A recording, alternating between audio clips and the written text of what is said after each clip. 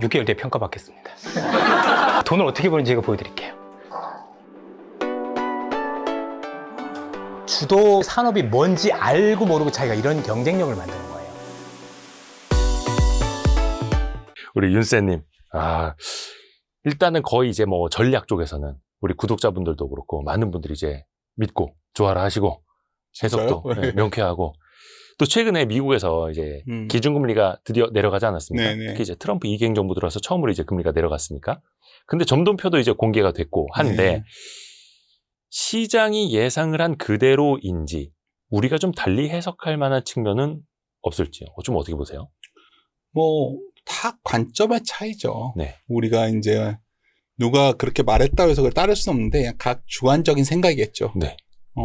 저는 좀 독특했던 거는 예. 마이런이라는 사람이 스티브 마이런. 그쵸.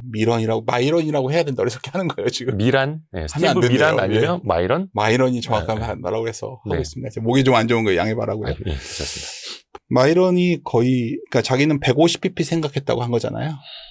이번에 25 했는데 점도표에다가는 125 찍어 놓은 거 아닙니까? 저 밑에다가 혼자. 그렇죠. 예. 점도표 그런 거 본 적이 별로 없거든요. 그러게요. 완전 혼자 그게 독특했죠. 거의 뭐 트럼프가 찍은 거나 마찬가지죠. 그렇죠. 근데 이 사람이 막강 할 거 아니에요, 내년에? 예.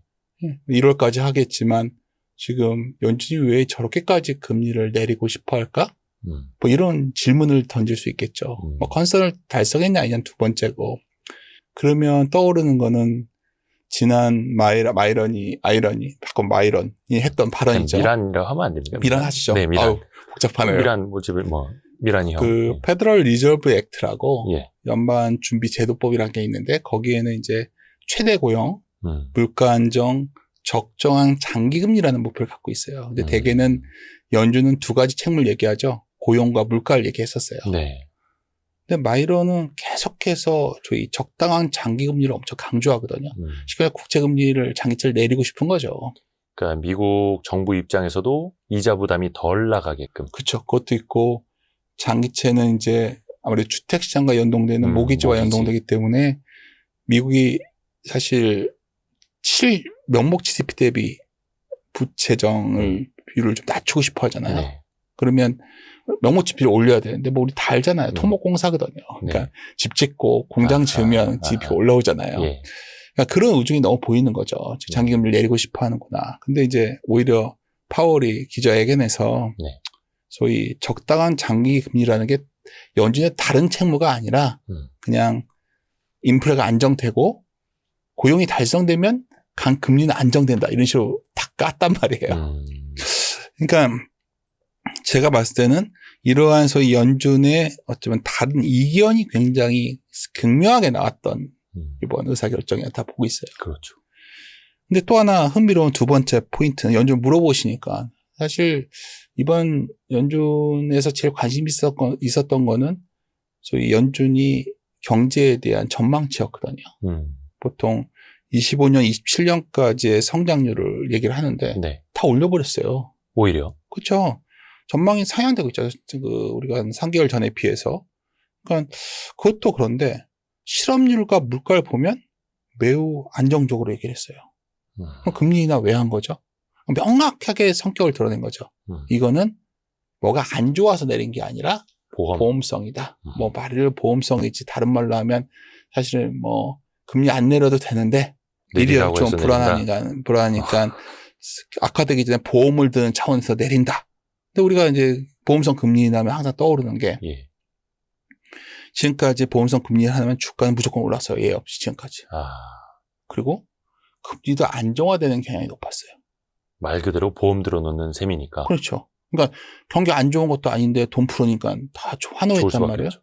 근데 주가도 뭔가 슈팅은 했는데 뭔가 불안한 것 같고 예. 제 느낌에는 장기채는 오히려 올라버렸단 말이에요. 예. 뭐 4% 깨고 내려가기보다는 오히려 반등을 했어요. 예, 반등을 그러니까 제가 갑자기 연준 물어보시니까 제가 뭐 이코노미스트도 아니고 제가 보는 거는 어떤 미세하게 시장에서 좀 약간 이번 연준 나온 뒤에 기대했던 거에 충족했다 아니었냐가 중요한 게 아니라 어쩌면 우리가 생각했던 경로와는 좀 다른 모습을 보였다는 게 중요해요. 투자할 때 제일 중요한 거는 뭐 오르냐 내리냐 뭐 이거는 어차피 둘 다 다수 의견일 뿐이에요. 네. 그래서 피셔가 이런 말을 했었잖아요. 반대를 얘기하는 게 로지컬하게 멋있어 보이지만 그게 아니라 different, 다르게 생각하는 거라고 했어요. 그러니까 저는 이 포인트가 뭐냐면 생각보다 미국은 굉장히 강하게 장기채 금리 안정을 원하고 있고 이게 좀 뭐와 연결되는 거냐면 그래서 그런가 왜 이렇게 한국한테도 돈을 좀 직접적으로 많이 요구를 하고 이게 좀 다른 문제지만 네. 이게 지금 무슨 생각을 갖고 있지? 저는 오히려 연준 보면서 그 생각을 좀 많이 했었어요. 그래서 단순하게 보험성 금리 인하니까 주가에는 무조건 좋고 이런 것보다는 전 시장을 굉장히 낙관하고 있지만 예. 오히려 이번 연준 이후에 좀 추석 연휴 전까지 주가는 좀 출렁일 수도 있겠다. 그런 생각 좀 들었어요, 저는. 왜냐면 이게 그리고 오늘 같은 경우에 또 포인트는 오늘 BOJ가 있었잖아요. 아, 네. 일본 중앙은행. 우리가 알다시피 이제 일본이 금리를 언제 올리냐, 뭘 다 시장에 거기 좀 반영됐다고. 거꾸로 오긴 합니다만. 그렇죠. 그러면 일본 돈 빌려서 투자했던 자금들은 많이들 이제 좀 빨려 들어가고. 일본. 정리가 되어 있지만 그래도. 근데 이제 어찌됐든 간에 많지는 않지만 2명의 소수 의견이 나왔죠. 인상해야 된다. 그러니까 이번에 BOJ에서는 9월에서는 네. 거기 금정이라고 하죠. 금융정책위원회. 동결이 됐습니다만. 네. 인상이라는 소수 의견의 2명.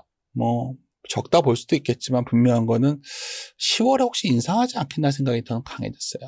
2명의 소수 의견 정도면 네. 다음번에는 올린다. 왜냐하면 일본도 물가 문제도 있고 여러 가지로 그래서 선거라는 변수가 있지만 그렇게 본다면은 약간 이 시장을 이끌어가는 주된 힘은 매우 긍정적으로 보고 있어요. 주에 말씀을 드릴 텐데. 네. 근데 이제 주변 변수들이 약간 오히려 약간 노이즈가 끼겠구나. 소음 정도. 아하. 그러면 이제 여기서 중요한 판단 매일 결론 내리기 하나 있죠. 예. 우리가 주식시장이라는 게 상승이냐 하락이냐 이거보다 더 중요한 거는 하락한 뒤에 다시 상승세로 복원이 빨라질 거냐. 아하. 그런 하락이냐 물어보는 게 중요한데 짧은 하락. 설령 변동성이 좀 있대도 그건 굉장히 짧은 변동성일 것 같아서 또 주식 못 사신 분들한테는 좀 기회가 되지 않을까. 저는 기본적으로 그렇게 생각하고 있어요. 아하. 연준 오히려. 물어보셔가지고 행설수설 제가 말씀을 드렸는데 아니, 그냥 제 생각일 뿐입니다. 네. 예. 네. 네. 이게 사실 미국이 또 이제 금리가 그만큼 시장에 또 미치는 영향이 크다 보니까 우리가 네. 신경을 안 쓸 수가 없겠고 그러면 또 앞으로 몇 회냐 이 생각을 또 계속 안 할 수가 그렇죠. 없잖아요. 근데 이번에 점도표나 이런 거 보면 또 파월 의장의 발언에서도 연내 2번 더 내릴 수 있다라는 거 아닙니까? 50bp? 그렇죠. 그거는 그러면 이제 기존. 10월 말, 12월 초 이렇게 남은 걸로 알고 네. 있는데 그러면 매번 열릴 때마다 내린다. 네. 라는 게 현재까지의 컨센서스. 네. 시장에 준 시그널일 네. 테고요. 일단 그거는 이견 없다. 이렇게 보면 되겠습니다. 그렇죠. 근데 이제 계속 말씀드리지만 그거는 다 2번 내지 3번은 다 예상했던 거고. 근데 그만큼 또 그게 현재 주가에 다 반영이 되어 있을 테고요. 그거보다 훨씬 강한 걸 요구하고 있다는 게 확인된 거잖아요. 우리가 지금 봐야 되는 건 내년에 연준이 바뀐다는 거잖아요. 파월 의장이 5월 말까지고. 그렇죠. 예. 그러면 내년에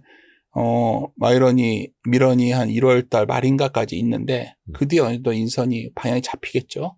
그러면 우리가 주식이라는 거는 지금까지 벌어진 일을 주가에 반영하는 게 아니라 앞으로. 그다음 미래 거를 땡겨는 거예요. 우리가 그렇죠, 주식 투자할 그렇죠. 때 가치를 평가한다. 그러면 이제 할인이라는 기법을 쓰잖아요. 네. 미래 가치를 할인해 와서 지금 얼마의 캐시를 창출하냐. 이런 미래 걸 다 땡겨오는 개념인데 그렇죠.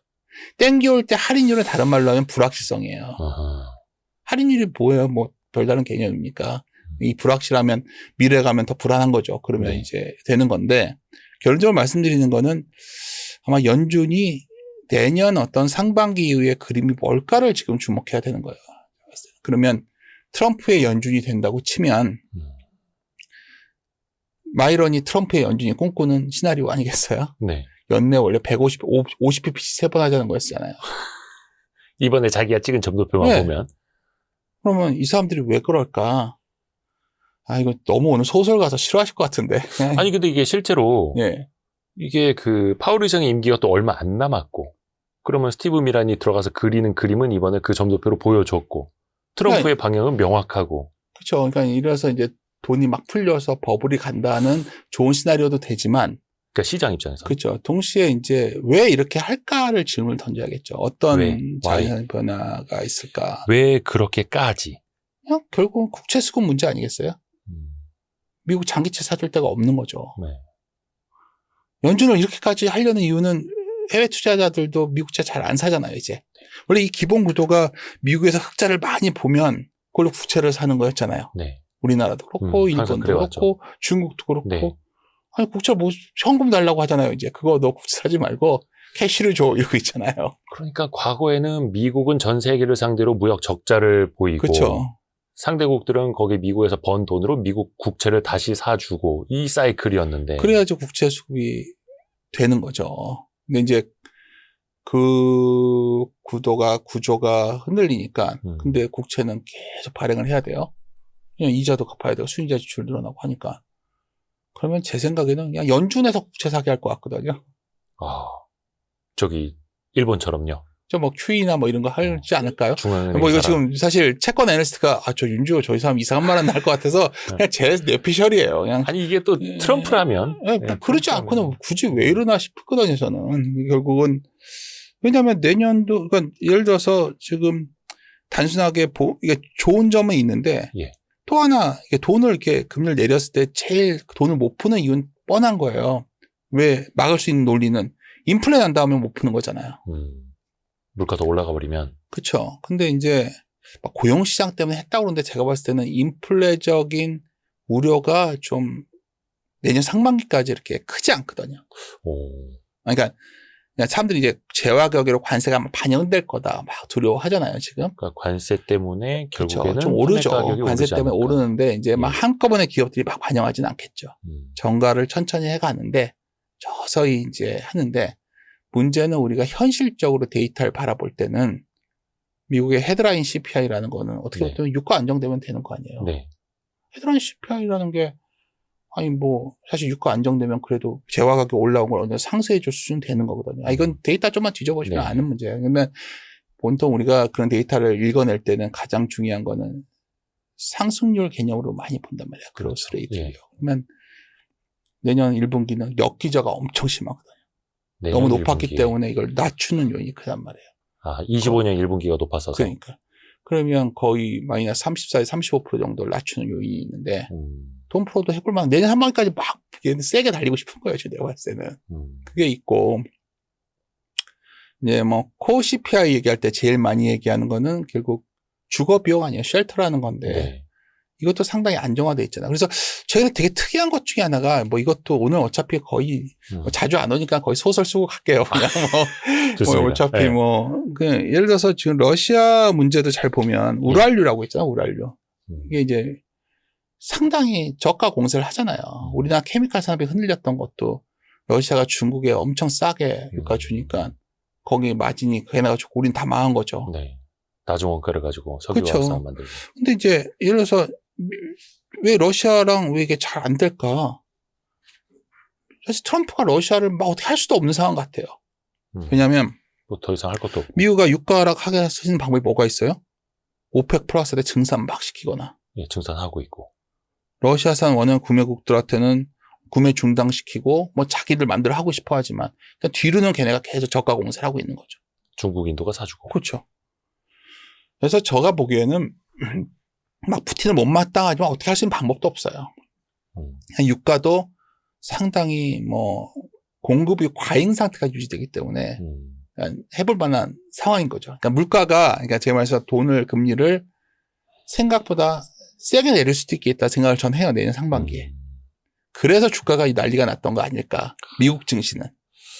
그러니까 물가 때문에 나중에 금리를 더 못 내리는 상황. 최소한 그 올 가능성을 좀 낮게 보시는 거고. 상반기까지는.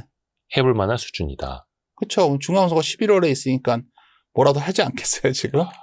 그것도 있고, 뭐, 재정에 결국 문제가, 재정이란 게 뭐예요? 나라가 자기네 돈 써가지고 경제 성장률에 돈을 투입하는 거잖아요. 네.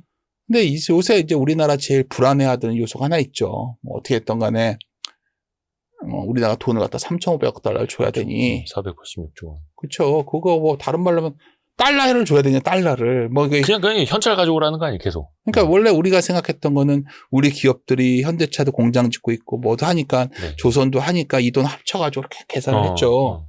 근데 그게 아니라는 거 아니에요. 현금을 줘. 근데 이게 다른 말로 하면 뭐예요? 자기가 어디에 써야 될 돈을 니네 돈으로 할 게잖아요. 거의 뭐 그냥 입금해라. 예. 해야 될 것 같아요. 자, 미국과 거래를 하려면. 근데 이제 거기서 이제 나오는 게 결국 이 달러 스왑이 피해서 우리가 어떤 외환의 안정성을 확보해 줘야 되는 네.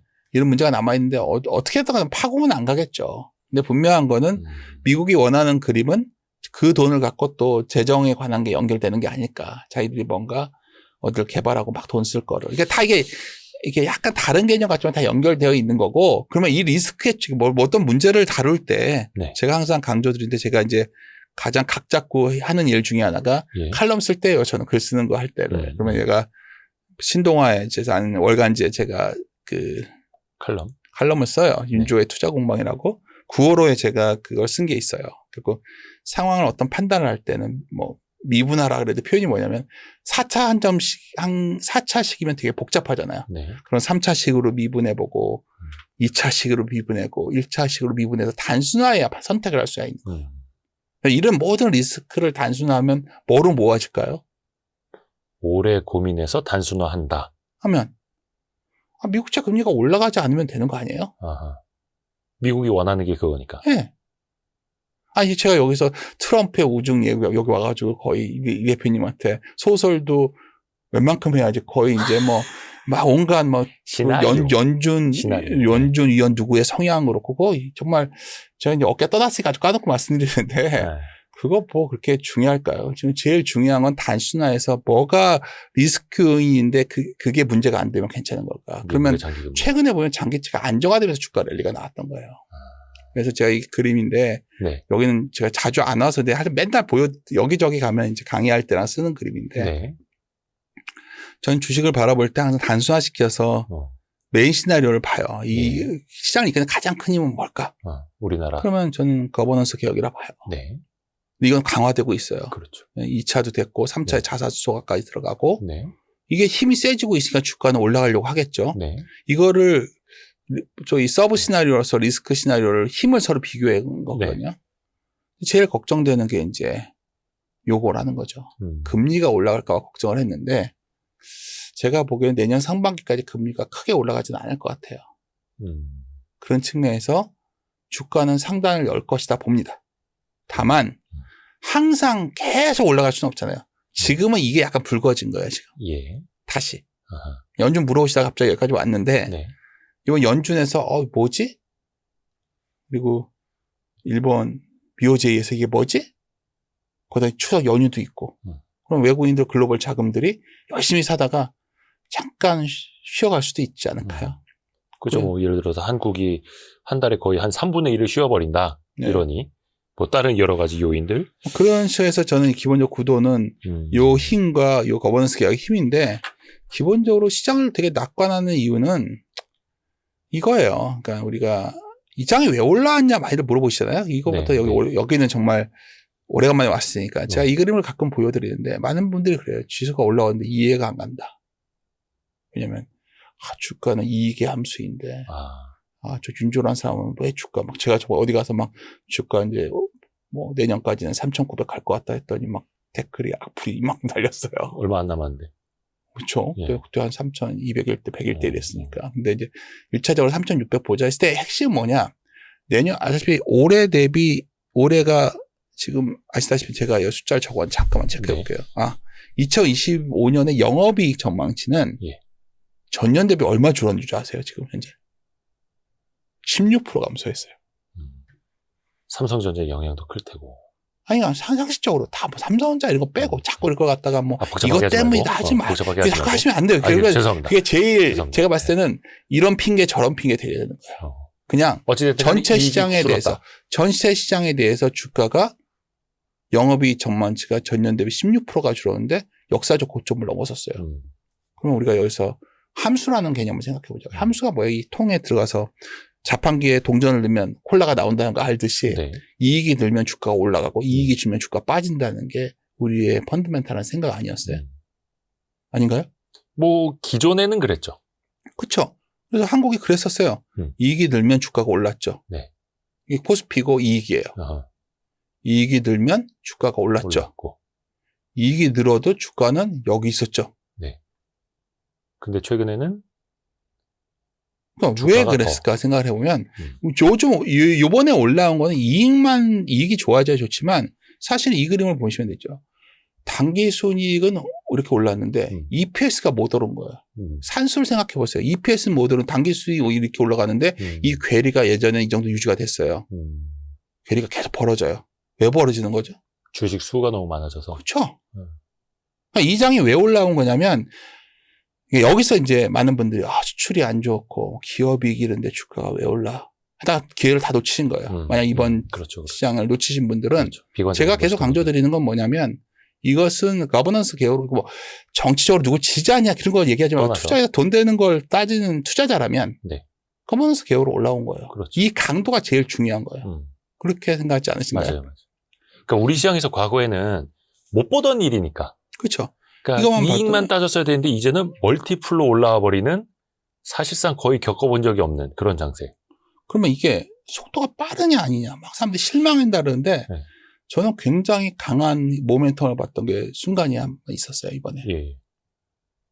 예를 들어서 전 대통령 요새 꼭 님자 붙여야 되니까 양해 네. 바랍니다. 네. 대통령님의 기자회견에서 대주주가 뭐 얼마냐는 전 그렇게 중요하지 않다 봐 솔직히 저는. 근데 대통령님의 내심은 10억이었던 것 같아요. 근데 여론이 그러다면 50억을 하겠다 그랬잖아요. 여러분 이게 굉장히 큰 변화인 거예요. 요새 정치인들이 너너나도 주식 얘기하는 걸 좋아해요. 요즘에 뭐 ETF 사거나 펀드 가입하는 정치인들이 늘고 있어요. 그리고 증권 유튜브 채널들에 열심히 나오는 분들도 늘어나요. 예. 그러니까 이게 뭐죠? 굉장히 주식시장이 정치적으로 중요해진 거예요. 표심에도. 그러다 보니까 빨라지고 있는 거예요. 뭐가 빨라진 거냐면 여러분 일단 첫 번째 생각해야 되는 게 밸류업이라는 거는 예. 매우 좋은 취지였지만 밸류업 프로젝트였어요. 되게 장기적으로. 예. 이렇게 한번 우리가 꿈을 꿔보자, 해보자. 예. 상법 개정은 법으로 규정한 거예요. 이게 뭐가 다른 거냐면 밸류업에서 자사주를 늘려야 돼 이거랑 상법 개정에서 자사주 함부로 하면 문제돼. 완전히 다른 거죠. 그렇죠, 법적 그렇죠. 처벌을 받는 거예요. 그러니까 지난 정부의 밸류업 정책은 되게 자발적이라는 데 방점을 찍어놨었고 그렇죠. 이번에는 그냥 법을 바꿔서 당연히 따를 수밖에 없는 쪽으로 가는 거고요. 그러니까 그 힘이 막강한 거죠. 그러니까 이 사람들이 이 거버넌스 개혁이라는 게 뭐 다들 하는 걸로 알고 있지만 사실 이거 원조는 미국이잖아요. 네. 미국은 80년대부터 그냥 시장에서 이렇게 만든 거예요. 그냥 욕망과 자본의 힘으로 그렇게 한 거예요. 네. 일본도 2014년 시작했지만 실제적으로는 한참 그냥 2018년, 19년부터 외국인들이 강하게 사들어왔고 다 아시는 바와 같이 19년에 가서야 버핏이 일본 상사주를 대량으로 사죠. 굉장히 오래 걸린 거 아니에요? 이 정도면 사회적 합의를 통해서 한 그렇죠. 거니까. 일본도 뭐 흔한 말로 그냥 10년 걸렸다고 하니까. 네. 우리 지금 반년 됐거든요. 예. 근데 막 뭐 하고 있냐 그랬는데 25년 들어. 굉장히 빠른 거죠. 왜 빠른지를 또 말씀드릴게요. 예.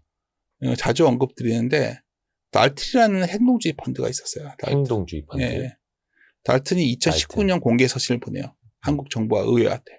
우리나라 기업들 꽤 투자를 해서 네. 행동주의 했던 좀 이름 좀 알려진 펀드 이름이죠. 네.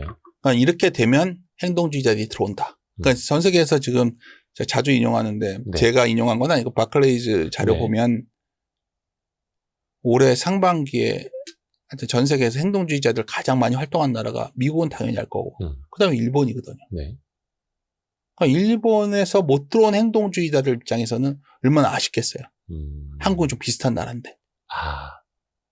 아니 뭐 이것도 제 소설이에요. 자꾸 이러면. 아니 근데 이제 바뀌어 간다라는 게 보이고 예전에는 뭐 현대홈쇼핑도 그렇고 여러 기업들 뭐 주주서한 보내고 싸우고 여론전 해도 안 되고 나갈 수밖에 없었고 그런 거 이제 반복을 했었는데 이제 진짜 달라지네. 이런 외국인도 느낄 왜 거 아니에요. 달라진다고 느끼고 하냐면 달튼의 공개 서신이 뭐였냐면 이렇게 해달라고 했던 거예요. 네. 보시면은 표다시피 상속세까지 인하는 안 했지만 배당 소득세 관련된 게 있었고요. 하여튼 실망스럽지만 네. 시작을 했고요. 자사주 매입 시 자동 소각해달라. 기존 주식은 아니라 신규라는 그렇게 이거 할 것 같잖아요. 343 개정에 최소한 이건 할 것 같아요. 예. 관서에 이건 했잖아요. 지점 투표제 의무화는 이미. 그렇죠. 은행 같은 경우에 옛날에 주주 환원율 사실 50%가 마이벽이라고 했는데 KB가 넘겨버렸잖아요. 50% 넘겼잖아요. 이것도 바뀌었잖아요. 네. 상당히 많이 서신에 관하게 진행된 거 아닌가요? 그렇죠. 그러니까 우리가 지금 물어봐야 되는 건 외국인들이 한국을 사냐 안 사냐를 매일매일 수급 동향으로 볼 게 아니라 네. 이런 변화가 있으면 외국인들이 들어올 거라고 했던 그런 소위 환경. 긍정적 변화가 진행되고 있다는 거예요. 네. 그래서 저는 외국인들이 많이 들어올 것 같아요. 그러니까 외부 약간 그런 소위 한국의 그런 매크로한 좀 불안정이 있지만 기본적으로 외국인들은 한국을 사러 들어올 것 같다. 그리고 뭐 이 대표님도 여의도에서 기자 생활 오래 하시고 뭐 증권사나 운용사도 많이 만났잖아요. 네. 네. 뭐 우리가 엄청나게 합리적인 사람들 같지만 다 월급쟁이에요, 월급쟁이. 그러면 옛날에도 보면 어떤 올해 장이 막 어디가 좋았어요. 예를 들어서 우리 다들 뭐 고생들 했던 2차 전지 한번 생각해 보시죠. 나중에 결국 사잖아요, 많은 기관들이. 네. 네. 못 견뎌요. 어쩔 수 없이. 왜냐면 이게 이렇게 좋았는데 너는 왜 편입 안 했어? 네. 고객들은 당신들 뭐 하고 있어? 아우성치니까. 그렇죠. 그럼 올해 전 세계에서 어느 정도 규모가 되는 시장 중에서 전 세계 제일 많이 오른 나라가 어디죠? 올해? 우리나라요? 아니, 전 세계에서 주식시장 중에서. 올해요? 네. 어디가 있을까? 한국이에요. 달러 기준. 제가 우리나라를 그랬잖아요. 근데 아니, 아닌데요. 아까. 페이크? 그럼 제가 실수했네요. 왜 이렇게 도전적으로. 저는 그래서 어디 터키 같은 데 얘기해야 되나 이 생각하고 다른 나라도 있었는데. 있긴 했어요. 사실은. 네. 근데 이제 외국인들 입장에서는 아마 그런 고민에 빠진 것 같아요. 그러니까 예를 들어서 한국물 비중이 어느 정도 있는데 그걸 안 채운 곳이 많았을 거 아니에요. 네. 그러면 올해 이랬기 때문에 내년에는 채우게 하지 않을까요? 저는 그럴 확률도 매우 높다 보고 있고 저번에 대통령님 기자회견에서 국내 연기금에 대해서도 여기 왜 한국 네. 주식을 왜 안 해? 비중 낮추는 계획 할 수 있을까요? 최소한 지금보다 한국 주식을 더 줄이기는 쉽지 않고. 쉽지 않죠. 그냥 제가 드리고 싶은 말씀은 네. 이렇게 할 수 있는 게 주가가 비싸서 이렇게 되면 문제가 되는데 네. 밸류는 싸요. 명문도 있고. 네. 제가 보기에는 그런 식의 흐름이 아마 저는 올 4분기부터 들어올 거고 내년 상반기에 기대가 되기 때문에 아마도 여러 매크로 이슈 때문에 한번 출렁이는 순간이 혹시라도 있어준다면 네. 감사한 마음으로 주식을 사야 된다 저는 생각하고 있어요. 근데 이제 특히 뭘 사냐 들어가면 많은 경우에 이제 최근에 이제 한번 랠리를 더 갔죠. 뭐 지주사들이 움직였는데 사실 자사주 의무 소각이라는 건 매우 첨예한 거예요. 워낙 그 기자 출신이시기 때문에 네. 잘 아시잖아요. 기업들이 얼마나 저희 지배구조에 지배권에 그렇죠. 관심이 많아요. 자사주 흔들리면 지배권 흔들리는 회사 많잖아요. 그러니까 회사 자사주, 그러니까 회사가 갖고 있는 자기 회사 주식은 회장님 거라고 생각을 하죠. 그렇죠. 네. 이제는 뭐 우리 사주 조합은 좀 소각 안 하게 해준 방법도 있고 기존 자사주는 뭐 좀 여러 가지 안이 나오겠지만 네. 분명한 건 앞으로 자사주를 해야 하면 소각해야 되는 걸로 가는 건 분명해 보여요. 자사주를 안 하면 배당을 해야 될 거예요. 아니면 투자를 하거나 그 돈을 갖고 예를 들어서 어떤 기업이 자사주를 갖다가 자기가 지주사가 계열사에게 팔아요. 네. 그럼 자기 현금이 들어오잖아요. 그렇죠. 그 현금으로 다시 계열사 지원을 해요. 문제 안 될 것 같습니다. 다 문제돼요 이제는. 이비 갖고 지금 자꾸만 하는데 교환사채. 그렇죠. 그것도 여론이 안 좋아지면 아까 말씀드렸지만 주식시장에 대한 여론이 굉장히 정치인들을 움직이고 있는 상황에서 할 수 있을까요? 이런 하나하나가 모아져서 상당히 주식시장에 힘이 되고 있는 거예요. 그래서 제가 봤을 때는 지주사들은 포트폴리오를 하신다면 항상 가져가셔야 된다 봐요. 그러니까 지주사는 여기서 지주사 어떤 스타일을 선택할 거냐는 좀 다른 문제겠지만 제가 봤을 때는 3차 상법 개정안이 자사주 의무 소각에 관련된다면 뭐 자사주가 많이 갖고 있는 뭐 지주사도 해당될 수 있고 뭐 여러 가지 경우가 나오겠죠. 또 하나는 뭐 다들 이미 인기 좋아졌으니까 저도 좋아하던 종목이었으니까 사업형 지주회사도 많아지지 않을까요? 결국 관리형 지주사뿐만이 아니라. 그렇죠. 그런 개념들도 보면 또 투자는 상당히 해볼 만한. 그러니까 지주사도 사실은 이제 되게 많죠. 네. 대기업들 종류도 많고. 그래서 많은 분들이 이제 지주사 담은 ETF. 네. 또 좋아요. 많이 선호하시더라고요. 좋은 방법이에요. 네. 제 주변에 권했어요, 많이. 퇴직연금 같은 것도 특히 많이 권했죠. 근데 최근에 보니까 지주사 ETF도 또 신고가 거의 직전 그렇죠. 와 있더라고요. 잘 알고 있죠, 저도. 네. 근데 많이 갖고 계시는군요. 아니요. 근데 간파했다. 네. 지주사를 근데 그런 방법이 있고 하나를 컨택하는 방법 중에 이런 게 있죠. 비즈니스가 잘 되고 있는 지주사를 하는 방법이 있죠. 네네네. 뭐 두산이라던가 막 뭔가 한화라던가 HD 현대라던가 그런 방법도 있고. 아하. 방법은 여러 가지가 있어요. 이제 지주사를 자기가 자기 스타일에 맞는 걸 선택하시면 돼요. 그럼 밸류가 굉장히 비쌀 거고 그런 네, 것들은 네네. 밸류가 싼 지주사도 있을 거고. 그렇죠. 홀딩스 중에서 전혀 반영 안 됐던 것도 있을 거고. 그러니까 제가 드리고 싶은 요지는 자기 성격에 맞게끔 지주사 중에서 선별해서는 갖고 가야 된다. 그런데 빠뜨려서는 안 된다. 포트폴리오에서. 그렇죠. 지주사를. 또 하나는 어쨌든 간에 좀 우리 시장에서 가장 중요한 힘이 될 만한 게 이제 배당인 거예요. 예. 근데 이제 이게 굉장히 아쉽죠, 지금. 왜냐면 현재 안대로라면, 현재 세제 개편한 대로라면, 배당 소득 분리과세 세율이 38.5%예요. 최고 세율이. 아니, 대조적 양도세율이 27.5%인데, 네. 이거 누가 배당을 하겠어요? 그렇죠. 차라리 본인이 배당 안 하고 회사에 켜켜이 쌓아놨다가 매각할 때 프리미엄 받아서 매각하는 게 훨씬 낫죠. 바보가 아니면 다 그렇게 하죠. 그거는 우리에게 무슨 선의를 요구할 게 아니라 제도가 그렇게 만든 거죠. 그렇죠. 이건 제가 봤을 때는 이렇게 된다면 사실 이게 여론으로 좀 더 불거지는 흐름이 나오면 배당소득 분리과세도 좀 뭐 합리적인 이소은 의원 발의안이 27.5% 딱 27.5. 뭐 그 정도 25% 이 정도 나오면 또 배당주들 엄청 히트칠 수 있죠. 27.5%면 대주주가 주식을 양도했을 때 내는 최고 세율. 맞습니다. 그러니까 3억 초과한분에 대해서 그 세율이랑 똑같으니까 네. 대주주 입장에서는 내가 팔아서 남기나 배당으로 받으나 똑같네? 그럼 뭐 배당 많이 하지. 이렇게 그쵸? 유인이 된다는 거죠. 그렇게 되는지 이런 거를 정확히 팩트를 체크하신 뒤에 아마 이 논의도 좀 있을 수 있는 상황이거든요.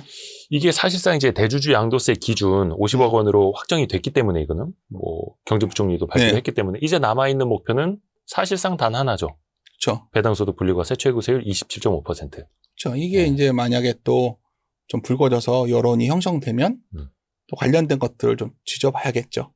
그러니까 고배당주. 왜냐하면 한국이 현재 상대 PER로 왜 싸냐면 상대 배당 성향이 낮기 때문에 싼 거예요. 전 세계적으로 유명하죠. 그렇죠. 짠물 배당.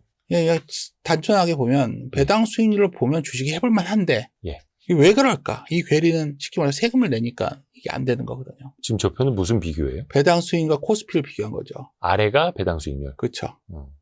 코스피가 이게 이 갭이 더 있는 거죠, 지금. 배당 수익률이.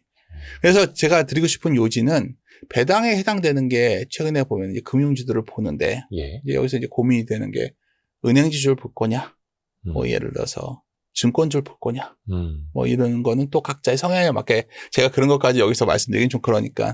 그런 것까지 여기서 말씀해 주시면 좋은데. 그건 좀 그렇습니다. 그래서. 아니, 이게 근데 항상 고민이 사실 은행 지주사들도 꽤 많이 올랐어요. 네. 작년에 비했을 때.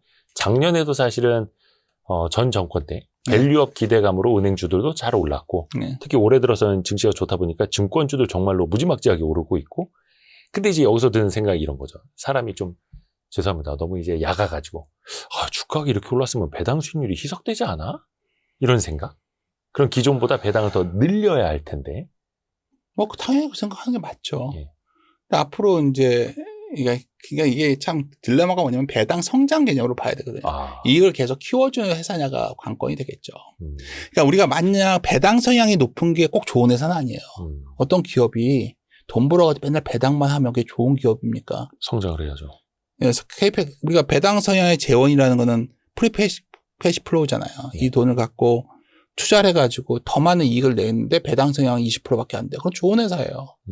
배당 성향 40%인데 맨날 벌어가지고 그렇게 할 때는 100% 배당 성향 하는 회사 있잖아요. 잘 들여다보면 야로가 많은 회사예요. 그러니까 그걸 뭐 굳이 여기서 특정 종목 얘기하기는 좀 그렇지만 네. 그러니까 중요한 거는 그러니까 기른 건 확실해요. 기업 경영 방식, 데이터 봐야 되는 게 결국은 프리캐시 플로우를 봐야 되는 시대로 온 거죠. 알다시피 그러니까 뭔가 현금 흐름 자체가 좋아서 잘 벌어서 배당을 내주고 더 잘 벌어야 하고 일단 캐시를 만드는 회사냐 아니냐를 판단해야죠. 이제는 그러니까 이게 중요하다고 됐으니까. 그러니까 예를 들어서 우리가 많은 경우에 기업 분석을 할 때 순이익이 얼마냐죠. 순이익은 회계적인 용어일 뿐이에요. 네. 우리에게 중요한 거는 결국 다양한 형태로 존재하고 있는 현금이죠.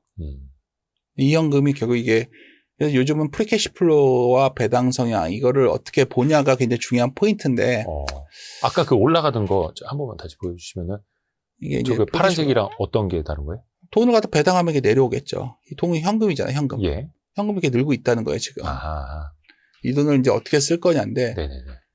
그러니까 결국은 우리가 돈에서 투자한 돈, 유연자산 캐펙스예요, 캐펙스. 이거를 얼마나 쓰냐에 따라서 프리캐시 플로우가 존재하겠죠. 그렇죠. 근데 이 싸움이에요, 이 싸움, 이제부터. 그냥 뭐가 높아야 그냥 좋은 게 아니라 어떤 회사는 굉장히 돈을 많이 현금을 많이 만들 수 있는 KPX 투자를 해서 프리캐시 플로우가 줄어도 좋은 거고. 투자해서 성장한다면? 예. 투자하고 남은 돈은 그냥 다 돌려달라는 거죠. 그러니까 많은 분들이 착각하시는 게 한국의 ROE가 낮아서 PBR이 낮다? 그것도 맞아요. 네. 근데 미국의 ROE가 무슨 뭐 4, 50% 아니잖아요. 20%대예요. 근데 PBR이 4.5배예요. 미국의 어떤 기업들은 투자에 돈을 올인하고 남는 돈은 다 나눠줘요. 네. 그러니까 ROE가 진정한 순수한 ROE라고 보는 거죠. 아하. 우리는 뭔가 현금이 어디에 뽑을 쳐 있는 것처럼 막 여기저기 막 산재돼 있고 막 자회사 가 있고 막 비상장회사 가 있고 막 이러잖아요. 네. 그런 것만 정리돼도 매우 좋아지지 않을까요? 그러니까 이게 막 복잡한 질적인 요인. 질적 요인이 네, 굉장히 네, 중요하죠. 그러니까 어떤 기업을 분석할 때 많은 분들이 이제 막 프로젝션을 갖다가 막 5년치를 놓고서 막 이 기업이 어떻게 성장, 그 숫자를 누가 맞춰요? 한 2분기 예측하는 것도 힘든 거예요. 어차피 뭐 프리캐시 플로우 이제 미래치를 이제 예상을 하는 것도 사실은 그 불확실성 그러니까 속에 있는 거고. 현재 가치를 할인율을 하는 이 할인율이라는 개념이 네. 미래의 불확실성인데 기간이 길어지면 엄청 불확실해지는 거예요. 네. 산정할 때부터. 그렇죠. 이론적으로 그렇죠. 그렇잖아요. 네. 그러니까 제가 드리고 싶은 요지는 어쩌면 이제는 한국의 기업을 바라보는 시각도 무조건 순이익 증가율만 바라보는 시대가 아니라 굉장히 현금 흐름이 중요해지는 시대에 왔다면 굉장히 중요한 데이터는 수주라던가 매출 사이드겠죠. 매출을 이렇게 해야 돈이 들어오니까. 그렇죠. 거기서부터 출발하는 걸로 기업이 많이 바뀔 것 같아요. 그러니까 자본을 제대로 활용해서 그렇죠. 외형을 계속해서 키워나갈 수 있느냐 아니면 배당을 많이 할 거냐. 그렇죠. 근데 배당 많이 한다고만 전 좋다고 안 보니까. 그러니까 결국은 그러한 식의 기업을 좀 접근하면 어떤 게 좀 변화가 생기시냐면 어쩌면 최근에 한국 증시에서 각광을 받는 기업들의 특징적인 걸 찾아낼 수가 있어요. 잘 보시면 네. 수주 베이스들이 굉장히 잘 되고 있고요. 아하. 조선도 그렇고 뭐 변압기 같은 회사들도 그렇고 그러니까 미국에서부터 투자 사이클이니 그 투자를 매출 받아서 그걸 확실하게 내보내는 긁어서 회사들. 가져오는 거죠. 그러니까 그런 식의 기업 해석이 점점 견해가 힘을 잇고 있는 상황이죠. 단순하게 그냥 순이익 대비 PER이 싸다 이 논리로 접근하기에는 PER은 그냥 순이익 개념이니까. 그렇죠. 저기 정체도 있을 수도 있고. 회계적인 속임수가 많이 있잖아요. 네. 이거는 뭐 기자분으로서 취재하시다 보면도 많이 느끼셨을 그렇죠. 거고. 그렇죠. 그래서 그런 차원으로 종목을 좀 바라보시면 몇몇 종목들이 자꾸 눈에 띄는 종목들이 나오는 겁니다. 지금. 그래서 그 종목들을 좀 더 깊게 들어가셔야 된다. 이렇게 생각을 하고 있고요. 네네네. 오늘 뭐 질문해 주시 내가 혼자서 떠들고 있는 것 같아서. 너무 좋습니다. 그래요? 1.3배도 뭐예요? 이거요. 그러니까 이게 PBR이에요? PBR과 ROE를 놓고 보면 여기 보면 미국이 여기에 있어요. 저 벗어나서 아직 표시가 안 됐네. 저기 있어요. 저기. ROE가 20 이상에 있으니까 여기에 있는데 4.5배 정도. 네. 저 위에 있어요. 예. 화면 밖에 있습니다. ROE가 높아지면 근데 ROE가 어마어마하게 높은 게 아니잖아요. 근데 한국이 회기선이라고 하잖아요. 우리가 이게. 이 두 가지 변수가 얼마나 상관도가 높지 않을 보는 통계적 추정치예요. 네. OLS 추정을 하는 건데 여기 추정치가 나오죠. 여기에. 예. 그럼 그 ROE가 올라가면 PBR이 올라가는데 한국은 이 회기선 밑에 있잖아요. 예. 괜히 이름 어렵나? 하여튼 회기선을 회복만 돼도 이게 1.3배예요. 조 위에까지만 올라가도요?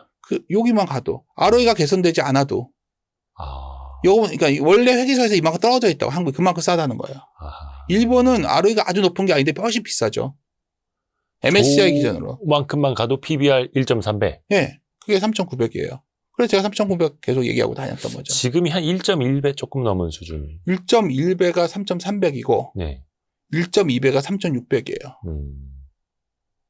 물론 딱 그렇게 정확하게 계단식으로 탕탕 가는 건 또 아니겠습니다만. 조금씩 변하죠. 자본이 서서히. 쌓여가면서. 근데 기본적으로 한국이 이렇게 싸다는 거죠. 그러니까 위장이 올라온 거에 대해서 많은 분들이 이제 여러 가지 이유를 붙이는데 제가 보기에는 ROE가 좋아져서 올라온 장이 아니라는 거죠.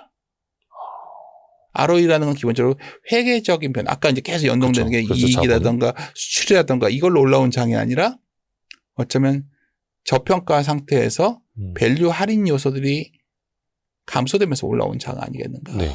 그렇다면 이 시장을 이끄는 메인의 힘은, 주된 힘은 그쪽에 있다 보고 있는 거고요. 예. 이 얘기를 들으니까 뭐 시장에 대해서 들을 얘기는 제 생각에 이런 게 거의 다예요. 명확합니다. 예. 명확합니다.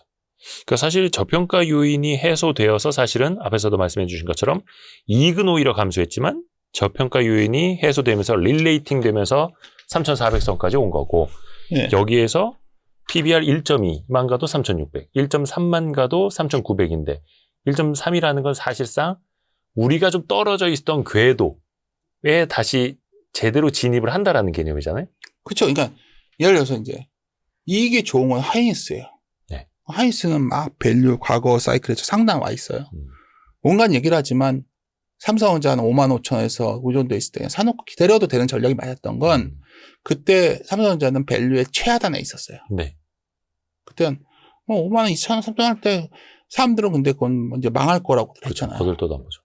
근데 과거 반도체 사이클의 PBR 중간치가 1.5배예요. 삼성전자가. 좋은 사이클일 때요. 그럼 반도체가 업사이클 탈 때 투자를 해야 되니까 사이클의 중간만 가도 1.5배거든요. 상단까지 가면 훨씬 높고 1.5배면 삼성전자 지금 현재에서 9만 원이에요. 8만 원에서 9만 원까지 갈 수 있다. 8만 원이 아니라 사실은 그때 한 5, 6만 원서부터 그걸 노렸어야죠. 그러니까 제가 드리고 싶은 건 그런 식의 접근하는 방법도 있다는 거예요. 그러니까 그렇죠. 성장하는 주식이 비싼 주식을 하는 게 하나가 있고 싼 것 중에서도 그런 사이클에 들어오는 것들이 꽤 많이 있었다는 거예요. 지금까지. 평균 회귀 관점에서. 그렇죠.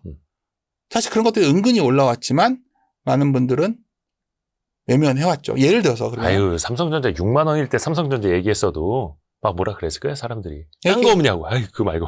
네, 그래서 저도 경험이 있으니까. 예를 들어서 그럼 제약줄 얘기해 드릴게요. 예.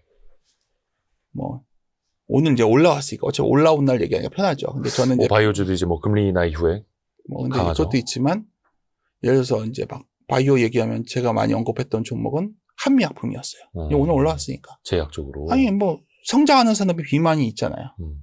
그쪽 여러 회사가 있죠. 네. 뭐 제가 아이디어 낸 것도 아니고 여러 애널리스트 자료 읽다 보면 제가 공감하는 자료도 있고 거기에 프로젝션에 대해서 동의하는 부분이 있고 이럴 때 하는 건데 굉장히 상대적으로 부진했죠. 그동안. 네. 근데 어떤 분들은 막 올라가는 것만 갖고 하는 방법이 있고 그것도 좋은 방법이에요. 네네네. 어떤 그런 게 두렵고 좀 소극적인 사람들은 할 만한 게 넘쳐났다는 거죠, 지금. 사실 오늘 이 시점에서 바라보면. 앞으로도 그런 게 있을 수 있죠. 앞으로도. 안 오른 거. 그러니까 안 오는 것일 수도 있고 가는 거에서는 뭔가 주가가 좀 흔들렸을 때가 좋은 기회가 오겠죠. 예를 들어서 화장품은 어떻게 할 거예요? 화장품 그렇게 다들 좋아했는데 예. 갑자기 막 요새 꺾였어요. 흔들려요. 여기서 오늘부터 뭘 하셔야 되죠? 화장품 중에서 뭐가 실적에 스테디한가? 그런 거 좀 따져보시면 돼요. 제 말 제가 뭐 찍어줄 수는 없고. 아니, 찍어주셔도 돼요. 아니, 그거 쉽지 않아요. 그러고 싶지는 않고. 네. 예를 들어서 포트폴리오를 짜는 방법은 제가 가끔 강의는 하는데 네. 예를 들어서 지금 여기서 화장품도 제가 밸류에이션을 좀 해봤거든요. 그러면 이제 그런 기준으로 따져보면 또 뭐 한두 종목은 상당히 매력적인 수준에 와 있어요, 지금. 어허. 뭐 오히려 그러니까 실적은 꾸준한데 오히려 그렇죠. 밸류에이션이 떨어졌던 것들. 그러니까 지금 할 게 많죠. 그런 좋아진 것들 중에서도 조선주도 이제 또 기회를 봐야겠죠. 예, 예. 예를 들어서 방산 중에서 가장 부진했던 게 항공우주라는 게 있었어요. 아, 그거는 수주가 안 나왔었기 때문이거든요. 수주가 사실은 그쪽이 더 쉽지는 않은 산업이고. 그렇죠. 근데 예. 내년 수주가 잡혀오면서 10월 들어가면서 주가가 튄 거죠. 조선은 어땠죠? 올해 전체적인 조선 업체보다는 엔진 업체가 더 좋았죠. 상반기에 네. 엔진 업체가 올라온 거예요. 대표적인 한화 엔진인데 뭐 이런 논리가 나온 거죠. 뒤져다 보니까 한화 엔진은 네. 결국 조선이 중국 조선도 많이 약진하고 있는데 엔진은 한국 걸 많이 쓴다. 커진다. 뭐 이런 논리도 나왔고. 자동차 시대에 다들 고생하고 있잖아요. 지금 저도 자동차 좋다고 말했다 욕도 많이 먹고 있는데 자동차에서 글로비스 같은 건 좋잖아요. 예를 들어 글로비스 같은 경우는 중국 전기차를 수출할 때 자동차 소위 해운 업체가 어디 있어요? 전 세계에. 자동차 수출하는 나라가 한국이랑 일본이니까.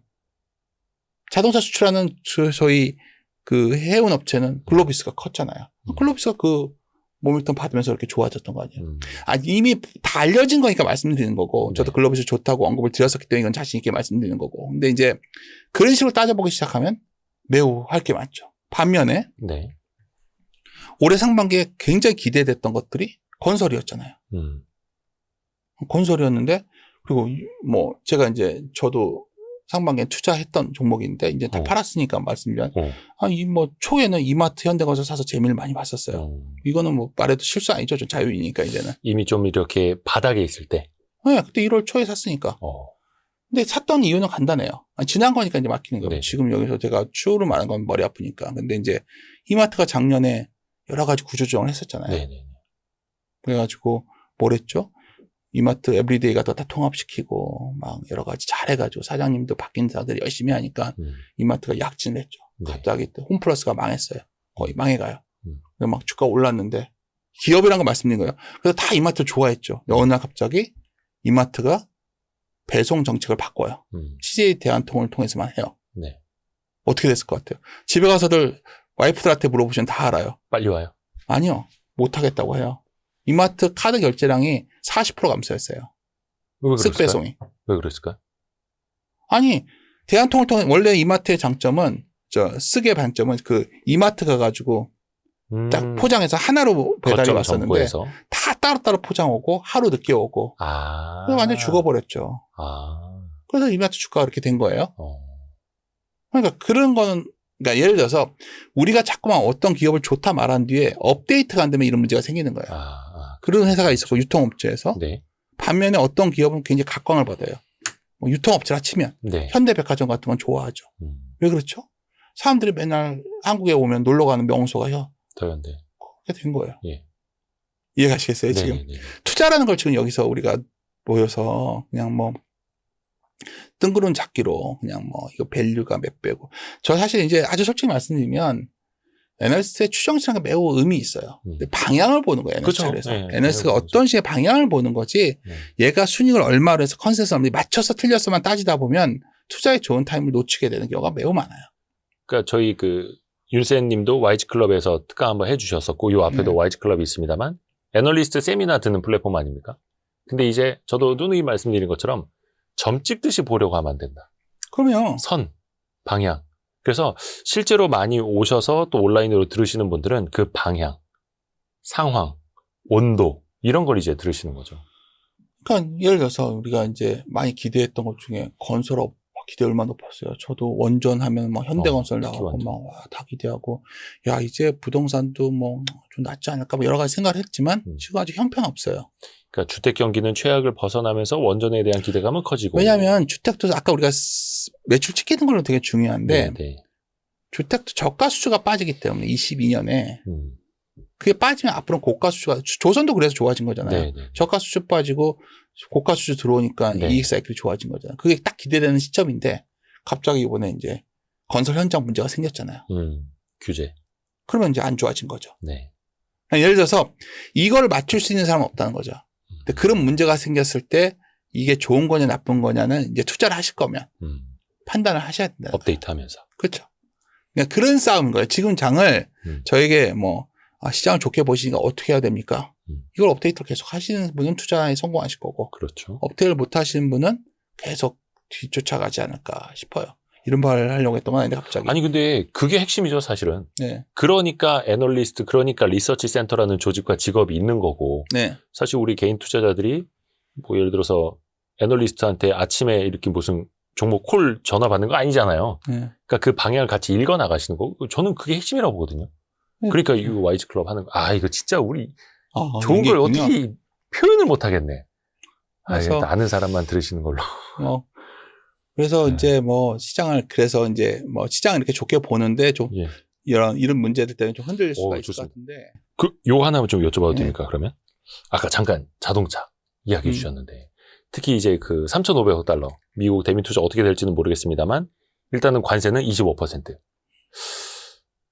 가장 많이 피해를 보는 게 당연히 또 이제 자동차 산업일 수밖에 없겠고 현대차 뭐 사장님도 15%로 좀 되기를 희망한다라고는 했으나 이건 또 정치적 외교적으로 풀어나가야 될 거고 뭔가 앞에가 꽉 막혀 있으면 물론 이제 이것 때문에 자동차 관련주는 싸져 있습니다만 여기서 그러니까 이런 생각을 하시죠. 나는 안 쳐다보고 네. 언젠간 자동차가 제자리를 찾아가 보면 사도 되는 밸류에 있어요.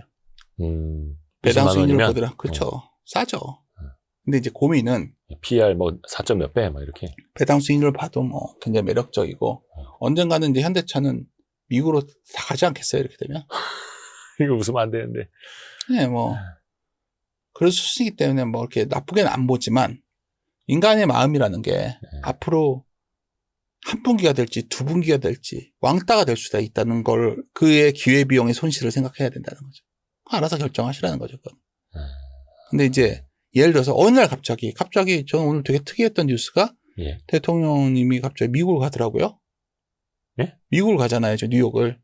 아, 그 그 인베스터 데이 같은 거 이제 투자자들 미팅. 혼자서 이것도 어차피 이제 뭐 투자 제가 세일즈. 공식적 의견 내는 사람 아니니까 뭐 자유인스럽게 말씀드리면 뭔가 이 문제 지금 문제 해결을 위해서 뛰어다니는 거 아닐까 싶어요. 저는. 그러니까 거기가 아니, 워싱턴이 뭐 아니라 그것 때문에 뉴욕이긴 합니다만. 그것 때문에 아닌데 갔다고 하지만 봤을 때는 뭐 어떻게든 이 문제를 풀어야지 지금 우리도 되는 상황 아닐까요? 뭐 포함이 되겠죠. 뉴욕이나 네. 워싱턴이나 뭐 거기면 멀지 누굴 않고. 뭐 얘기를 하고 하다 보면 저는 주식시장을 투자하는 사람은 주식을 투자하는데 채권 시장을 투자하는 사람들은 좀 우울한 게 맞고요. 그러니까 주식을 투자하는 사람들 이렇게 맨날 망한다는 생각만 갖고 하시면 계속 쇼플레이 하다 망해요, 진짜로. 그러니까 뭔가 지금 안 좋아져 있는 측면. 네. 그래서 주가에 다 반영이 돼요. 저 누워있고 기진맥진하고 있는데 저 친구한테 누가 이렇게 바카스를 따줘서 오는 사람이 있지 않을까라는 상상력. 뭐 그런 상상력이지만 하여튼 중요한 거는 현대차 물어보셨으니까 저도 굉장히 불편한 질문일 수 있어요. 현대차를 올해 사실 괜찮게 봤었고 재미도 봤었지만 지금 시점에서는 상당히 이거 굳이 기회비용의 문제가 있는 종목이지만 저는 결국은 될 거로 봐요. 워낙 좋은 회사거든요. 우리나라 이만한 기업이 있나요? 사실상 뭐 우리나라 수출도 뭐 반도체 아니면 사실은 자동차인데. 그렇죠. 뭐 300년대 이제 와서 8만 원 와서 외치는 사람보다는 5만 원 때부터 열심히 모으라고 했던 사람이 더 신뢰하지 않나요? 그냥 그런 생각이에요. 그쵸. 저는. 근데 당시에는 욕을 먹었죠. 인기 없었고. 근데 현대차가 좀 1, 2분기 걸릴 수도 있다는 불안감은 좀 있어요. 더 오래. 네, 그러면은 또 이제 나오는 게 배당 컷이 되지 않겠느냐 막 이런 거잖아요. 여러 가지가 고민이 되죠. 뭐 물론 이제 또 복잡하게 생각하지 말라고 하셨습니다만. 근데 이제 어찌됐던 간에 저는 시장이 오늘 약간 좀 변화를 보였던 거는 외국인이 좀 팔기도 했고 바이어들이 또 왔다 갔다 하고 좀 네, 바이어 네. 싫다가 아니라 그냥 이제 개인들이 뒤에 따라 들어올 때의 특징이 뭐냐면 막 공격적인 쏠림. 네. 공격적 매매를 많이 하거든요. 막 풀로 막 지르고 팔고 막 이런 걸 하는데 저는 이 시장을 이끄는 핵심임은 외국인이라 봐요. 외국인. 이번 장은. 네. 외국인들의 지분율을 볼 필요가 있는데 네. 기업별로요? 그렇죠. 2009년 말 이후에 지분율 보면 한 33.1% 정도거든요. 아직 네. 거기도 못 왔어요. 아니, 언제가 가장 막강하냐면 코스피 내에서 전체요. 그렇죠. 이 33%를 넘었을 때 이때 되면 외국인들이 굉장히 강력하게 느껴집니다. 그러니까 저는 요걸 가고 오히려 있다. 그 33%라는 지분율이 넘어섰을 때 그쵸. 그때부터 더 산다. 그러니까 외국인들이 지금까지 한국을 맨날 투자하는 애들이 있고 예. 새로운 애들이 좀 들어올 거로 보는데 저는 새로운 자산. 그게 결국 거버넌스 개편에 관련된 돈들이 많이 들어올 것 같고 왜냐하면 일본 시장을 놓쳤잖아요. 그러니까 과거에는 롱텀 펀드보다는 좀 핫머니들이 좀 들락날락한 그쵸. 게 많았지만 이제는 대한민국 기업들 믿고 장투할 수 있네 이런 자금들이. 그리고 예를 들어서 내년에 혹시 정부 측에서 외환시장을 좀 입사시장 개방 같은 거 그런 소위 장기 투자자들이 가장 원하는 예. 아니 그렇잖아 투자했다면 전혀 돈 못 빼면 투자하겠어요? 그러니까 그런 것들 그렇죠. 제도적 보완 장치가 좀 되면 더 들어오지 않을까 싶고요. 또 하나는 많은 분들이 내가 이제 가끔 이제 오해들 하세요. 뭐 개인들이 뭐가 중요하냐 지금 시점에서 막 얘기를 하면 이제 싫어하시는데 왜 그러냐면 요때는 개인이 제일 중요했어요. 2020년 코로나 이후에 그렇죠. 개인이 쫙 동학개미. 써서 올렸어요. 동학개미. 이때 예탁금이 미친 듯이 들어오면서 주가가 올라갔던 거거든요. 예. 기억해 보시면 그때는 매일 예탁금이 빠르게 증가했어요. 이제 왜 예탁금도 거의 한 80조 원 육박하지 않나요? 근데 참 희한하지 않아요? 거의 75조 된다는데 예.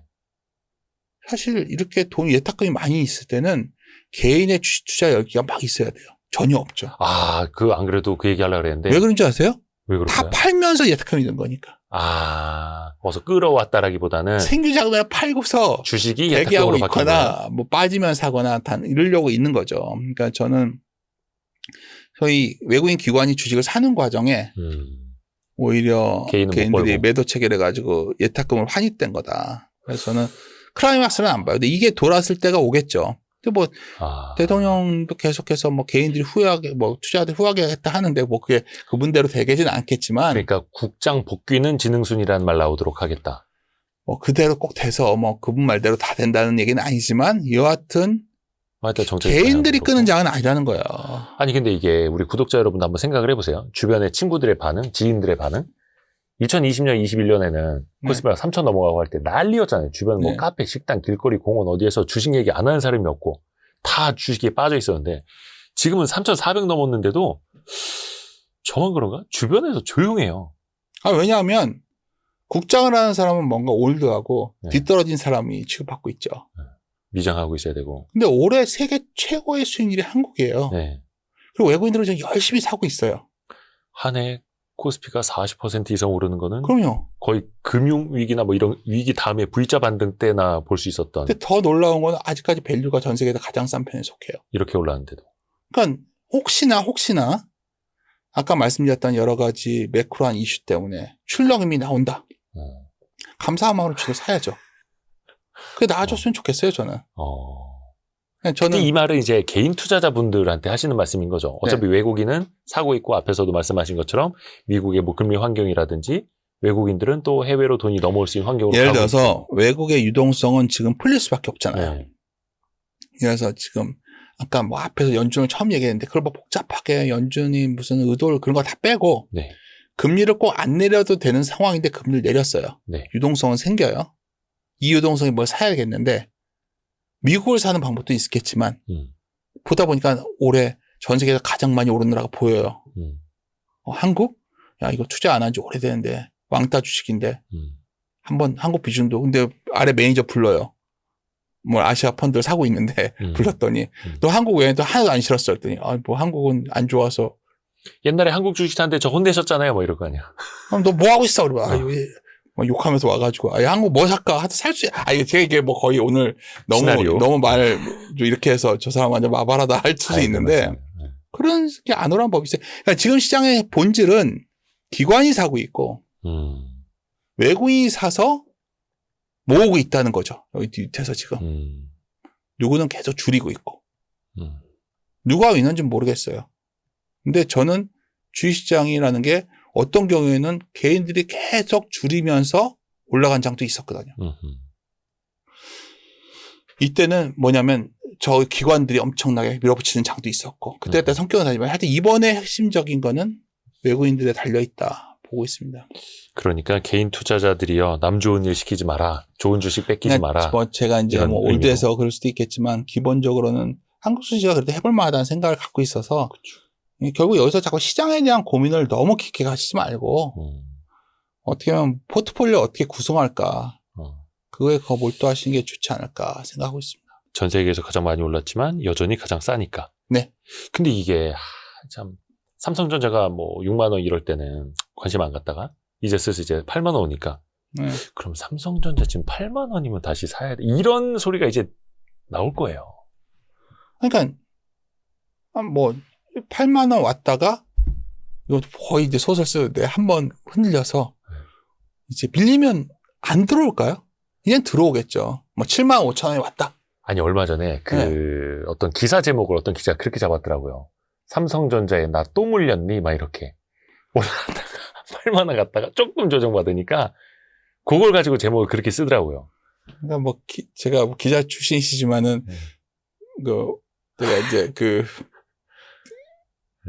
소음을 피하라는 책이 있는데 번스타인의 책 보면 미디어를 굉장히 경계하죠. 그래서 보통 하워드 막스의 책의 1장에 보면은 딱 나오잖아요. 뭐냐면 소위 세컨더리 싱킹, 2차적 사고 그렇죠. 할 때 첫째가 1차적 사고가 뭐냐? 미디어에 즉각 반응하는 사람 1차적 사고라고 하는 거거든요. 즉각 반응. 네. 미디어 헤드라인에 쇠뇌된 사람들. 그건 투자에 실패할 확률이 매우 높죠. 그렇죠. 이거는 기자분들을 이렇게 하는 게 아니라 투자는 한번 되짚어 봐야 되는 거예요. 지금 이 시점에서 전 세계에서 과연 그렇죠. 전 세계 증시가 다 망한다. 버블이 붕괴돼가지고 다 미국도 막 대폭락을 하고 뭔가 망하고 이런 상황이 온다면 우리도 빠지겠죠. 그렇죠. 그게 아니라는 전 세계가 중립 시나리오만 돼도 한국 증시는 굉장히 좋은 시나리오로 갈 수 있는 게 현재 여러 여건이 돼 있는 거죠. 그건 저만 생각하는 게 아니라 그러니까 외국인들이 사지 않을까요? 저는 외국인들이 한 4분기부터 내년 상반기에 많이 들어올 거로 봐요. 그러니까 안 들어오면 제가 틀린 거고 그럼 제가 그때는 주식을 팔면 되는 거고. 그러니까 중립 시나리오. 그러니까 막 미국 경기 침체 빠지고 막 어려워지고 그런 시나리오만 아니라면 한국은 오를 수 있다. 앞에서 보여주신 것처럼 재평가를 그러니까 유동성을 풀어놨는데 이 유동성은 어떤 기준에 선택을 해야 되는데 그렇죠. 여러 가지 정합되는 내 추론에 따르면 한국이 그 선택지에 놓일 확률이 매우 높아졌고 그런 기업들이 한국의 대표 기업들이에요. 그중에가 삼성전자도 될 수 있는 거고 이렇게 그렇게 생각을 해보기 시작하면 여러 가지 가능성을 찾지 않을까요? 그래서 저 또한 일개 개인 투자자입니다만 많은 분들한테 그런 좀 연습 좀 해보시면 좋겠다는 이야기 간혹 하거든요. 외국인 시각에서 생각해보기.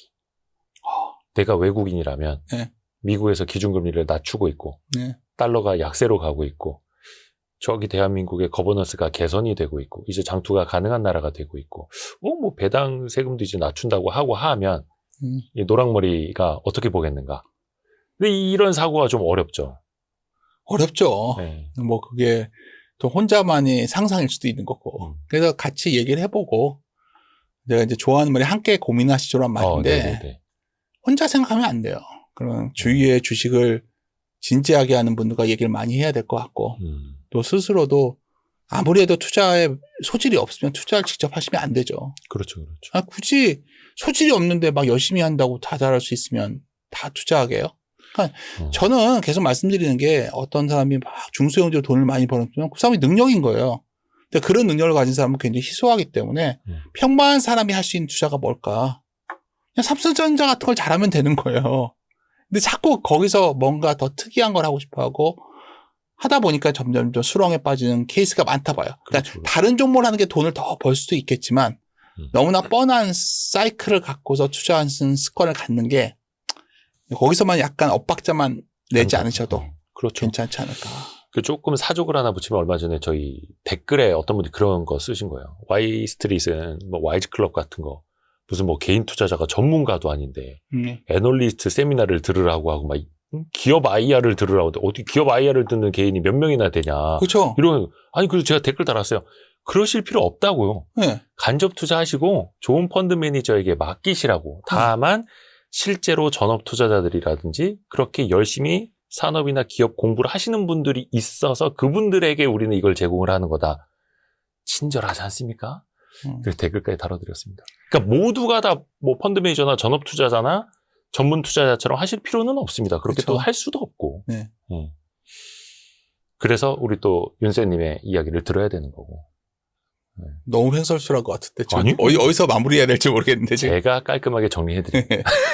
요거 좀 한번 더 여쭤보고 싶은데, 물론 이제 좀 정방향으로 가야 하는데, 앞에서도 처음에 말씀해 주신 것처럼 어떤 미국의 투자로 인한, 투자 사이클로 인한 우리의 제조, 수출 기업들, 이런 데가 지금 잘 되고 있다라는 말씀도 해주셨고, 내수 같은 경우에 이제 많이 좀 잊혀졌습니다.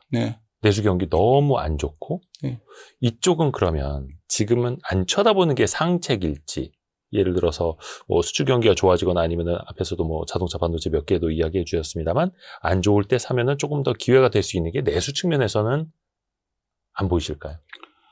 그러니까 지금 우리가 성장이 희소화됐기 때문에 성장이 희소화됐다는 거는 그 성장이 조금이라도 나오는 곳에 다 쏠리게 돼 있다는 거예요. 그러니까 우리가 유통업체를 얘기할 때도 제가 현대백화점 얘기를 해버리는 게 거기는 좀 더 나으니까. 그러면 예를 들어서 국내에서도 뭐가 있죠? 내수는 안 좋은데 고민을 해봤더니 우리가 일본 여행 많이 다녀봤잖아요. 일본 가봤더니 엄청 사람이 관광객이 많아요. 그러면 어떤 애널리스트 분이 좋은 자료를 내셔서 정독해서 읽었거든요. 일본이 이렇게 내수가 죽은 뒤에 열심히 해외 관광객이 와서 이렇게 좋아져서 내수의 어떤 것들이 좋아졌다. 그럼 여기서 지져보면 뭐 이렇게 어렵게 생각하세요. 다들 하던 얘기가 그래 CJ들 좋아했던 거 아니에요. 올리브영 다 간다. 네네네. 나머지들은 무신사 이런 건 다 비상장이니까 직접 투자 못 하는데 그런 거 좀 믿고서 기다렸으면 수익이 났겠죠. 그러니까 내수가 좋냐 맞냐는 질문은 적절하진 않다 봐요. 왜냐하면 내수가 안 좋죠. 안 좋은 상황에서 두 가지 방법이 나오겠죠. 하나는 저렇게 다른 내수의 요인들이 생겨서 좋아지는 게 있고, 또 하나는 네. 이건 조심스럽지만 네. 이런 가능성도 있죠. 네. 내수가 안 좋으니까 막 자영업자도 망하는데 유통업체라고 매장을 안 줄이겠어요. 어느 날 줄이다 보면 많이 정리가 되면 그게 바로 구조조정이라는 거예요. 구조조정이 잘 진행되고 나면 매장당 매출이 늘겠죠. 네. 최근에 편의점 같은 것도 연구를 잘 해보시면 그런 변화의 조짐이 당장은 아직 숫자로 보이진 않지만 시작됐단 말이에요. 그러니까 그런 것들도 좀 이렇게 뭐 직접 분석하신다는 것보다 자료들 읽어보고 또 스스로 생각을 많이 해보시고 하면, 그러다 혹시 압니까? 세수도 안 좋은데? 세수도 안 좋으면 뭘 생각하겠어요, 정부에서는? 담배값이라도 올릴 수 있는 거 아니에요? 그러면서 편의점 매출 구조를 아는 사람들, 공부를 해놓은 사람은, 그렇죠. 편의점 매출의 상당수는 담배값이에요. 예. 그럼 편의점 매출, 지금은 안 좋아 보이는데. 그쵸. 예를 들어서 저에게 내수가 좋냐 맞냐, 오늘은 자유롭게 얘기하다 보니까 이렇게 얘기를 네. 드리는 건데, 뭐 형식적으로 답변 드리면 제가 자주 오는 데면 뭐 이렇게 하겠는데 가끔 오는 데니까. 이제 자주 오시면 되죠. 그러니까 내수도 이렇게 봐야 되는 거죠. 네.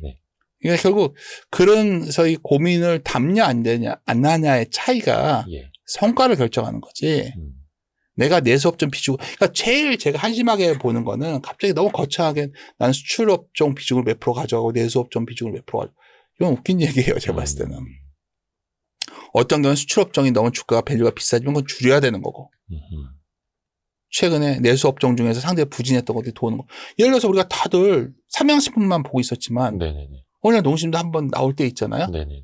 물론 그게 한번 이랬다 할 수도 있고 모르겠지만 그럼 고민해보는 거죠. 농심도 미국에 공장이 있는데 가동이 잘 되면 어떨까. 농심은 괜찮아 보이는데 오뚜기는 왜 공장을 짓지도 않았지. 공장 부지 샀는데 그럼 공장 부지 사는 건 뭐가 되는 거예요. 이렇게 따져보는 습관. 그런 게 투자지 어떻게 하나하나 다 바로 결정할 수는 없겠죠. 그렇죠. 네. 그러니까 어떻게 보면 이제 같은 내수라 하더라도 내국인에 의한 내수냐 아니면 방한객에 의한 내수냐. 지금 안방에서의 수출이냐. 방한객에 의한 내수를 보니까 그쪽에 노출도가 높은 걸 봐야 될 거고, 내수가 벽겠잖아요. 이제 내수를 누가 직접 가서 다 매장 가서 봐요. 플랫폼 쪽에서 뒤져봐야겠죠. 그럼 플랫폼 쪽으로 니는 어떻게 되고 있고 좀 이거 갖다가 귀를 기울이고 촉각을 공두세워서 관심 있게 보시다 보면 어떤 좋은 기업이 보여요. 그렇죠. 보이는데 그 기업이 비싸. 그럼 투자하면 안 되고, 안 좋은 일 생겨서 빠졌어. 그것도 투자하시면 되는 거예요. 그게 투자의 기본적인 생각이라 봅니다. 그 비슷한 로직으로 최근에 뭐 호텔 관련주들도 엄청나게 그럼요. 좋았고요. 매장 같은 거, 면세점 같은 거 다 없어버리면 좋은 거 아니에요? 또 이거는 좀 먼 미래의 이야기일 수도 있는데 우리나라 지금 석유화학 산업 너무 안 좋잖아요. 네. 그래서 실제로 구조조정 이야기 좀 나오고 있고, 구조조정 이후까지 생각한다면은 좀 시간은 많이 걸리겠으나 이런 투자 아이디어 지금 생각하시는 분들은 좀 있긴 있더라고요. 저도 좋게 보는데, 다 많은 게 로케, 롯데, 정밀 이런 것들 보는 네, 거죠. 네. 근데 이제, 이런 거죠. 저는 그럴 바엔 롯데 지주 사겠어요, 저는. 롯데 케미칼 지분 높고, 롯데 쇼핑 비중 높으니까. 근데 그런 것들도 이미 반영해 오고 있고, 네네네. 케미칼 산업이라는 게 결국은 아까 말했지만 러우 전쟁이 끝나야 뭔가 이게 해결되지 않겠어요. 아까 우리가 잠깐 유가 얘기를 했었잖아요. 네. 러시아가 계속해서 우랄유를 싸게 공급하면 중국이 계속 싸게 만들 거고, 그는 우리 마진 확보 안 되고, 어디까지 구조조정되는 건지, 그러다가 정말 샤인 프로젝트까지 되고 나면 어떡하지? 이런 생각도 들고. 여러 가지 시나리오가 나오는데, 턴어라운드라는 게 참 멋진 아이디어지만, 네. 아주 어려운 분야 중에 하나입니다. 언제 될지 모르고. 정말 그 산업이 한국의 경쟁력을 완전히 잃을 수도 있는 거니까. 저도 케미칼에 대해서는 좋게 생각하고 있지만, 예를 들어서, 그거를 아주 지금 그게 아주 새롭고 그런 아이디어라고 보진 않아요. 많이들 이미 그렇게 인지하고 포트폴리오 구축한 사람들이 많은 상황이니까. 이게 그래서 턴어라운드 주식을 보는 것도 사람들의 성향에 따라 되게 다르더라고요. 누구는 좀 일찍 들어가서 길게 버티는 사람이 있고 네. 언제가 될지 모르지만 기다리는 사람이 있고 어떤 사람들은 한 바닥에서 30% 오른 다음에 봐도 된다. 모르겠어요. 이런 분들도 저는. 있고. 근데 턴어라운드라는 게 이제 시크릿칼 갖고 하는 거거든요. 근데 결국은 새로운 시장이 열릴 때 턴어라운드가 확실히 되거든요. 새로운 시장이 열릴 때. 네, 그게 좀 예를 들어서 조선은 턴어라운드 되면서 새로운 시장이 열린 거고 아하. 방상도 그런 케이스가 됐던 거고 네. 건설이 안 되고 있는 거잖아요 지금. 기대감은 그러니까, 좀 있었으나. 그렇죠. 그러니까 이런 것들도 그렇게 단순하게 로직하게 로직을 정할 수는 없는 것 같아요. 참 어려워요. 그러니까 투자라는 게 참 나이가 들면 들수록 느끼는 건데 많이 한다고 잘할 수 있는 것도 아니고 결국은 가장 중요한 거는 어떤 현실에 대해서 좀 상황을 갖다가 좀 단순화시켜서 내가 선택할 수 있는 힘을 길러내는 게 가장 중요하지. 내 스스로 선택할 수 있는 힘이 없으면 아무리 이런 저 여기 듣는다고 해서 뭐가 다 나아지겠어요? 저도 뭐 강의를 시작하지만 강의 듣는다고 다 좋아지는 것도 아니에요. 그러니까 네. 제가 가장 고민한 문제는 사고할 수 있는 힘이 있냐? 뭐 지식의 정도가 아니라 선택을 하는 힘? 어떤 걸 이렇게 막 우왕좌왕하는 사람들은 투자하면 안 돼요. 선택을 장애자들은. 어떤 선택을 했으면 그에 대한 책임도 따르는 거거든요. 선택의 결론은 책임 아니에요? 그렇죠. 그러니까 그러한 준비가 돼 있는 사람이 투자할 수 있는 거지. 뭐 그런 거 없이 그냥 공짜로 얻어지는 거는 투자가 참 쉽지 않다. 사실 그것도 어떻게 보면 경험에서 나오는 거고요. 네. 또 계속해서 꾸준히 또 배워야 되는 거고. 네. 투자 마인드까지도. 코스닥은 혹시 어떻게 좀 보시나요? 물론 이제 코스닥은 지수가 중요한 시장은 아닙니다만. 뭐 제가 코스닥을 언급 안 하는 거는 그만큼 공부가 덜 돼 있기 때문이고 코스닥은 단순하게 생각하면 ROE가 너무 낮기 때문에 여러 종목들 때문이지만 시장으로서 매력은 아주 크진 않지만 네. 개인 투자자의 시장이 또 시작되면 그냥 화려하죠. 그러니까 예를 들어서 최근에 특히 코스닥 내에서는 소부장 업체들은 좋아 보여요. 네. 그 밸류체인 잘 연구하시면 반도체 좋을 것 소부장. 같습니다. 예, 그거는 연구해 볼 만하다고 보고 있습니다. 오늘도 긴 시간 너무 감사드립니다. 예. 윤세님 뵐 때마다 뭔가 하나씩 이제 되게 깔끔하게 정리되는 느낌. 진짜요? 네.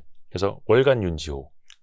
그거 지금 다음에 할게요. 격월 윤센. 예.